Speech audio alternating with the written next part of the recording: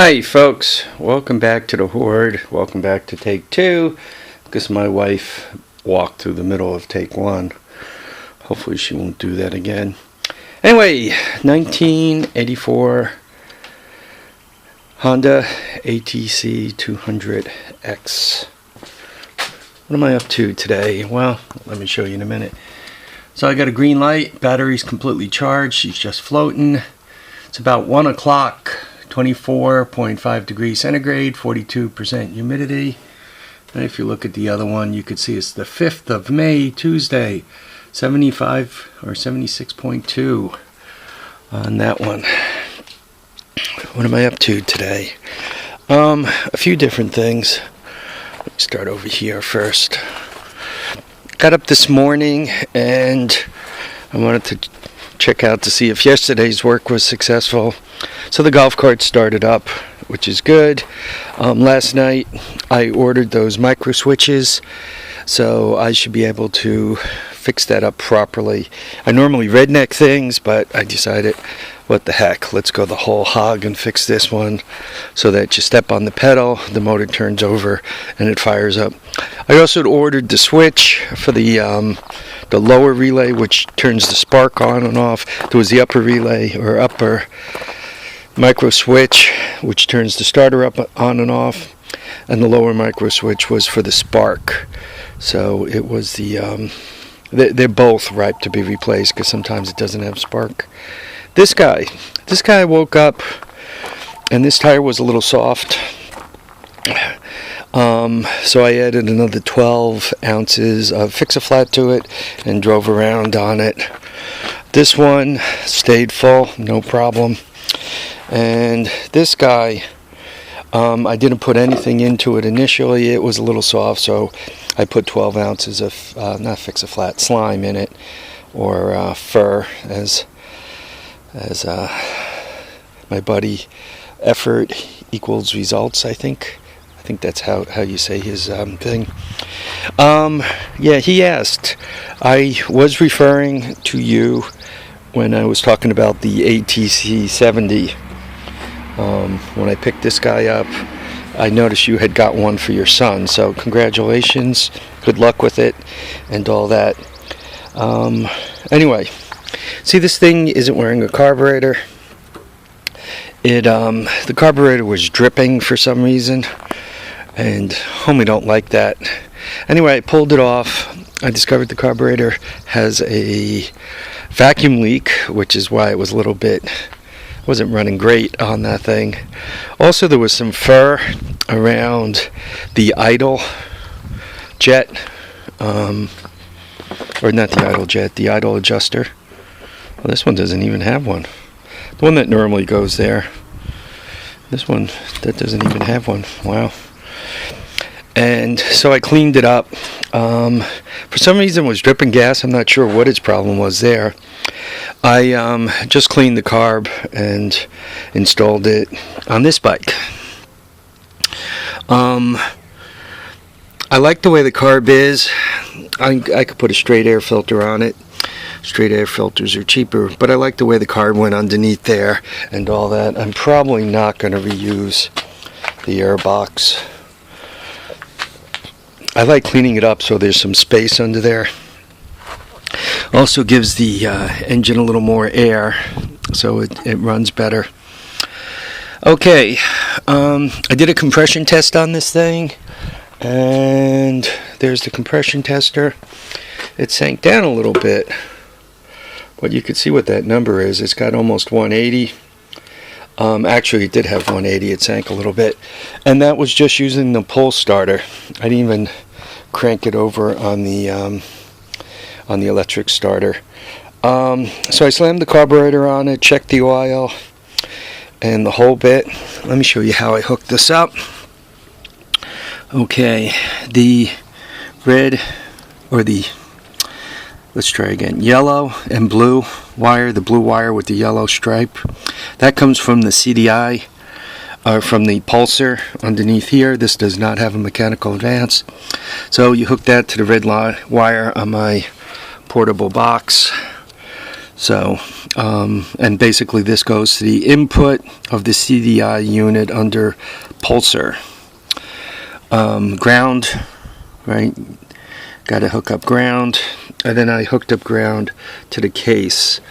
That's the only hookup I need from the engine, because in this box I have 12 volts worth of AA batteries. I guess that's 8 of them.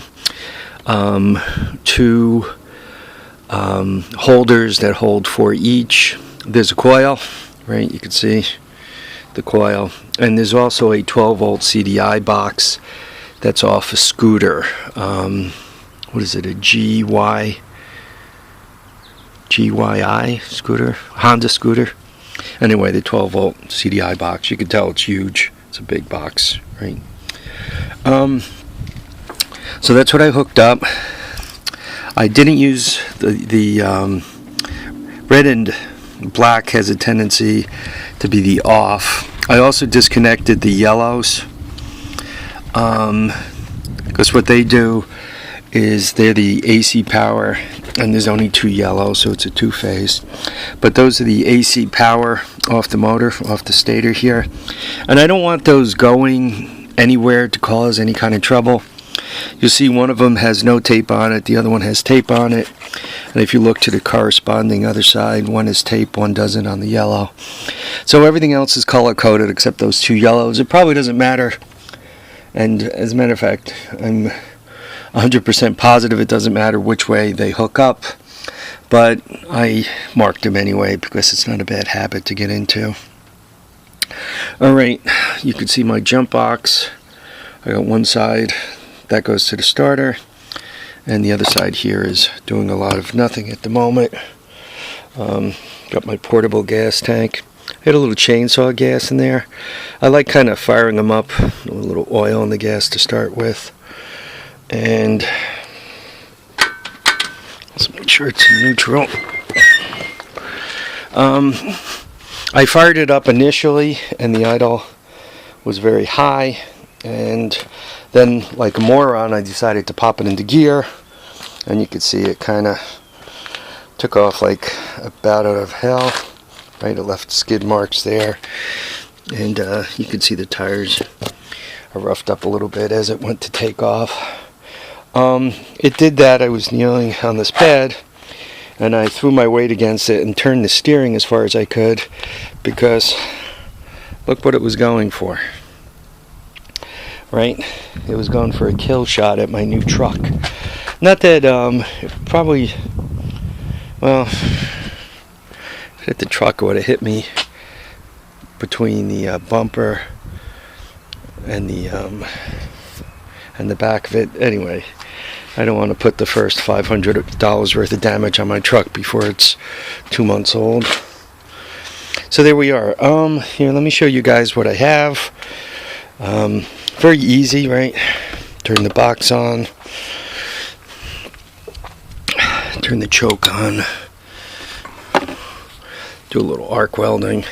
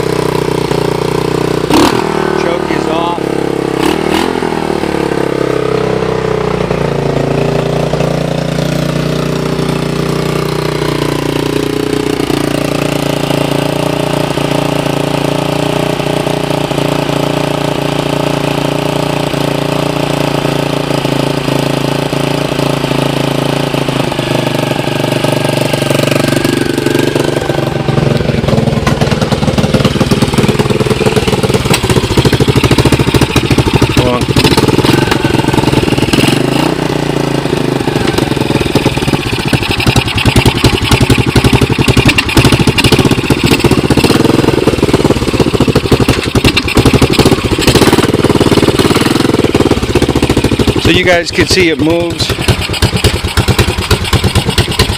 get the idle down a little too much. Runs good on the portable CDI box because the only advance then is from the portable CDI box.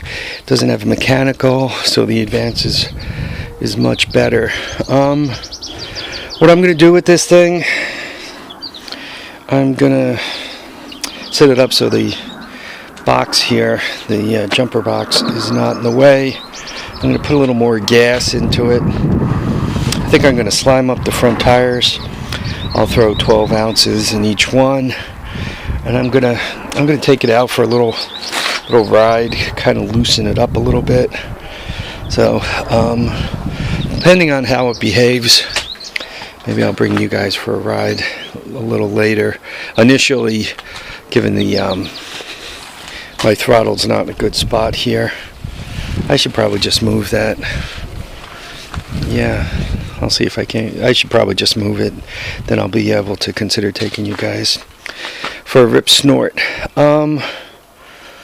So the front tires takes about 24 hours to soften up like that. I'm pretty sure a nice slime job should fix them up, get them back to better behavior.